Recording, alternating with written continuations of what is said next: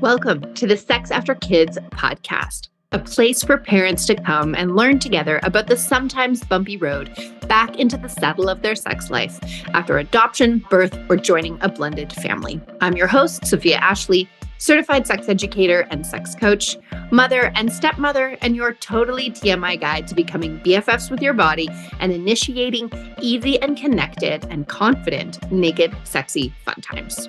Here we are, one part science of sex, one part mindfulness magic, and one part straight up real talk to help you find the spark in yourself and your relationship after kids.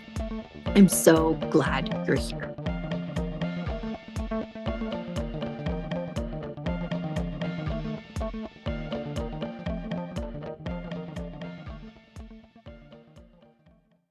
Welcome back, friends, to Sex After Kids. We are in part 3 of the 3-part miniseries called The Brick Wall, where we are exploring everything that might have shifted for you in your sex life since kids that's probably messing with your libido and your sexy time connection with your partner.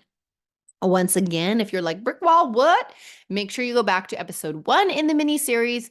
But the long and short story here is we're imagining our brick wall. It's a brick wall between us and naked, sexy fun times with our partner. And each brick is a specific thing getting in the way of you having the sex that you want. And what we want to do is name the bricks, find the wiggly ones, pull them out, make a hole in the wall so we can reach through and then eventually climb through. Today, we are talking about what I call the cultural and spiritual dimension. So the last 2 dimensions of this changing landscape. And this is really about the messages and expectations about sex and relationships that society and our spiritual background have planted in us that are really messing with our sex lives. This dimension, of course, has a lot of overlap with the emotional dimension, but I feel they're worth talking about on their own. So, what has potentially shifted here for you, and how is it getting in the way? How are we adding bricks to our wall, right? So, my first question to you is to close your eyes and imagine the most recent sex scene that you watched in a movie. Got one in your mind's eye? Okay, did 2 people wordlessly smash their faces together and have the most amazing, intense sex without a word between them? Or some version of that? What do you think this sets us up for? I like to call it great sexpectations, right? So it sets us up for thinking that we are born 5-star sex gods. So without having ever cracked a book about anatomy or having ever learned anything more other than how to not get a venereal disease or an STI and how to not make a baby, I'm supposed to have magic fingers and a magic mouth that gives magic blowjobs and magic oral and magic tingly things for our partners, right? We don't see awkward sex. We don't see sex where there is learning involved. We don't see sex where people go, didn't work so well. Maybe we can try something different next time. And we don't see the evolution of people's sex lives, right? Where we go from the hot and heavy to libidos are working differently to penises and vaginas are working differently and bodies are shaped differently, right? There's like an arc to our sex lives. And I would like to say, in general, if you take an intentional approach to your sex life, it's only going to get juicier and better. But the first thing you have to do is get past the notion that you were born naturally amazing at sex. And remember that there's a lot of intention and attention and actual skills that go into being a masterful lover. The other thing that this sex scene that we typically see portrays is that zero communication leads to perfect sex. And while it's not impossible to have an amazing sexual connection with someone without a lot of communication, the best sex is going to come from talking ahead of time about the things that we'd like and we would want to explore, talking during the process to give feedback to our partner about what they're doing and how it feels in our body. Because guess what? Your partner's skin is not your skin. They don't know what it feels like. Maybe this soft, delicate touch is irritating the fuck out of you. Oh, you got to use your words, my friends, right? We do not see sex modeled to us where there's talking. And most of us think that consent and negotiating consent is unfucking sexy, robotic, and mechanical, when actually it can be so much fun when we learn how to do it properly, right? Other expectations. He leads, I follow. So much fucking pressure on everyone. Sorry, I'm letting the F bombs roll today. Okay. There's this expectation that guys rack up the notches on their bedpost. Girls are virginal and pure. He's supposed to initiate me. That leads guys down this path of tons of ego and being set up for failure when they're supposed to be these 5-star sex gods when they haven't cracked a book, and girls for disappointment when they don't feel they have any power or agency in this when it's their body. And you have to communicate what you want and need to your partner to get what you want and need, right? Everybody fails under this sexpectation. Instead of he leads, I follow, we need to be like, we both know what we want or are willing to experiment, and we're both willing to hear what the other person wants and doesn't want and experiment, right? One of the biggest expectations by far, and I hope you're adding these to your wall because everybody's got these, is that I feel like I should be magically on fire, dripping wet, ready to go all the time. Maybe my body worked like that when I was 18. I don't think my body ever really worked that way, but I get it. You want that feeling of like someone touches your thigh and you can just like feel the blood flow going between the legs. Like I get it. The tingling, the aliveness, the awakeness, right? And this is a misnomer partially because things change. Bodies don't respond like that forever necessarily, although there are things we can do to maintain that level of responsiveness. But also, relationships change. You're not necessarily going to feel that spark of excitement when you've been married for 34 years, unless you find ways to create it, right? So that feeling is possible, but we have to find different ways to create it. And this notion that everything about the physical body and everything about sex is just natural, and if it's not happening naturally, then it's broken, is wrong. Okay. We have to understand how libido works. We have to understand how arousal works and how connection works. And that is what's going to support us.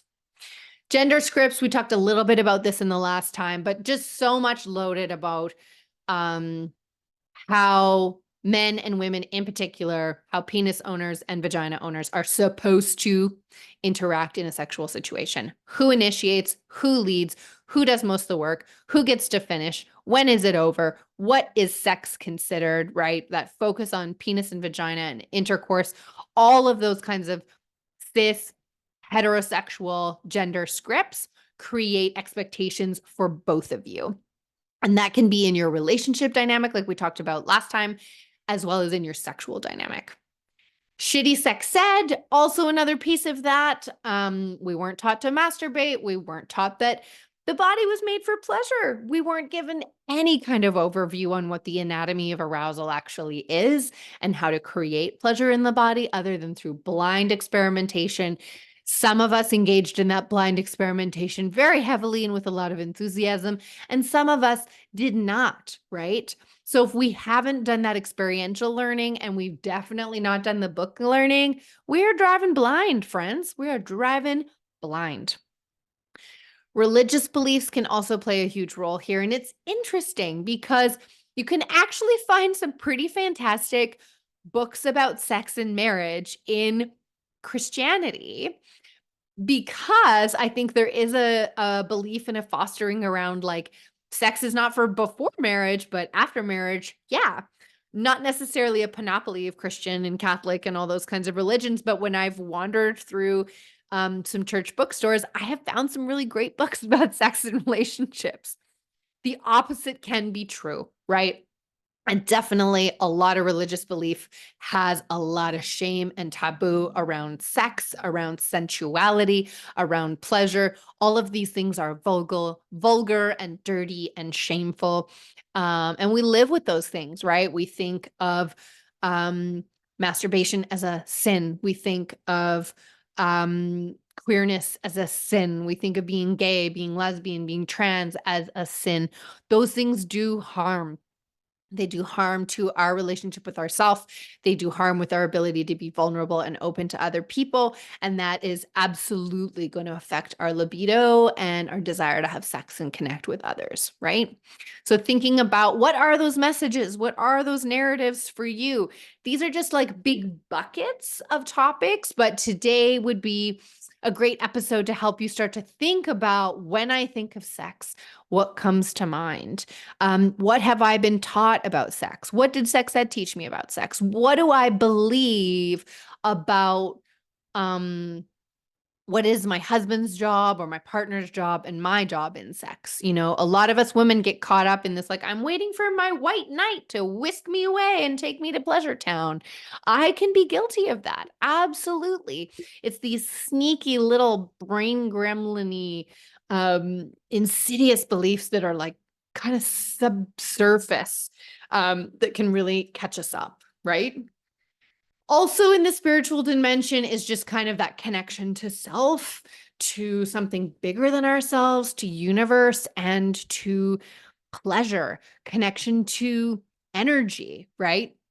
I think something that we forget about a lot, and this is something I learned in my Tantra training and work, and this is like why I chose to be certified as a Tantra coach instead of like a sexologist or a therapist, is that energy is a part of this, right? It's nervous system, but it's energy. Like you can feel the energy of sexual arousal when it visits you.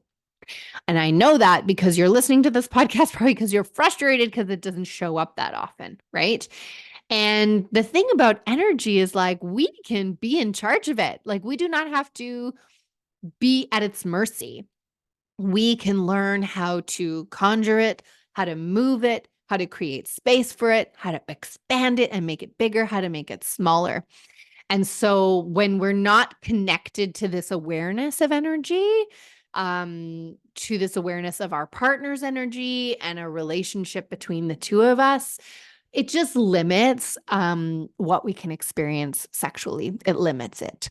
I've worked with couples who've learned some tantric practices who talk about going to this place called the void when they have great sex. They are like outside of time and space in another reality they don't even like to come back from sometimes. And most of us just don't even get a taste of that. We get what I would refer to, or what my teacher, Davy Ward, refers to as an orgasmic like sneeze instead of like a full body experience. And knowing how to play with energy and the physical body is a really big part of expanding that if we want to go beyond just like having sex that feels okay, right?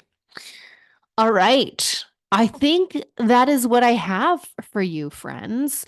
So, recapping, looking back, the reason that I did this little mini series is that so many of you folks come to me just lost, right? You've had a baby, you don't want sex anymore. Your partner doesn't want sex anymore. And you're both banging your head against the wall, either together or alone, going, what has happened? Why don't I want this? And whether that comes from you have a desire to connect with your partner this way and you're just not feeling it, or whether your partner's pressuring you and you don't know why you don't want to respond, or you want to solve this problem of being harangued all the time for having sex that you just don't even care about. What we need to start to do is name the bricks. We need to name the specific beliefs. We need to name the specific physical things and name the specific physical dimension, or sorry, emotional dimensions that are happening in our relationship to our partner and to ourselves. And when we name those bricks, it can feel like a lot, my friends, but all we got to do is start with one or two wiggly bricks and we can start to strengthen that connection. And then the whole wall will start to crumble. I hope there was something here for you. I hope you're starting to see some of the bricks. We're going to talk more in future episodes about some of these specific bricks and about some of the core ingredients that we can use to address almost any brick. I'm so excited to have you on this journey with me, and I will talk to you soon. Bye. This is the part where we do the end bit, right? Okay, friends, let's take a mindfulness minute here. One big deep breath in through the nose and one big deep full body sigh out the mouth. Voila. Your nervous system says merci. Thanks so much for being here today. I hope your head and your heart have something new to consider. No husbands were harmed in the making of this podcast, and a big thank you to my husband for his sound help and original music compositions. Love you, babe. You can catch us on Instagram at The Happy Bee Project for tools, tips, and anecdotes. You can join the newsletter for weekly-ish dispatches from my bedroom and head to thehappyvaginaproject.com to learn how you can work with me. Catch you next time.